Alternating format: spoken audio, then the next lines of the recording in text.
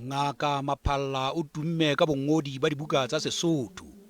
O ngotse dibuka tse fetang 70.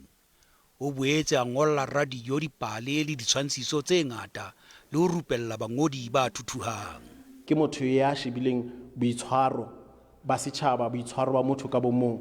Ya bobedi ke kgola ke ne se ile ka ithetsa hanyane e ne le yene ya boitwanelo kapa revolution, hore o ska wa kebisa hlooho fela o le Mosotho, o tiise meqheleba ho etsa fela jwalo ka dipuo tse ding di le sehlohlolong hore Sesotho se be moo. Yena o sebeditse haholo bongoding ba hae. Ha re sheba le ka moo a rutileng setjhaba ka teng bongoding ba hae, hobane dibuka tsa hae o tla fumana hore ne di fumaneha le dikolong moo bana ba sekolo ba ne ba tla ithuta ka tsona dithutokiso. Re na le setho sa moifo wa naha wa puo ya Sesotho, le yena o rutuwe ke Ngaka Maphalla, le yena ka jeno hobane ke yena ileng a mmetla ka jeno, ke yena rutang dipuo tseo, ebile ke yena rutang Sesotho tshwarelo, ebile o netefatsa hore dibuka tseo le tsona di a fumaneha dikolong. Ngaka Maphalla e ne le titjhere nako ya dilemo tse fetang 40.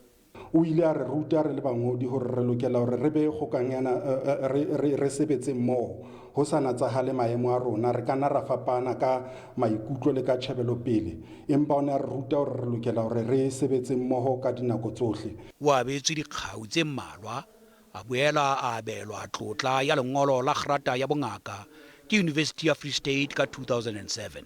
Mongodi wa boitseko ga se hangata moo a ka sebedisang puo e otlolohileng ho ka hlabolla setjhaba sa habo ka diketsahalo tsa bophelo ka kakaretso.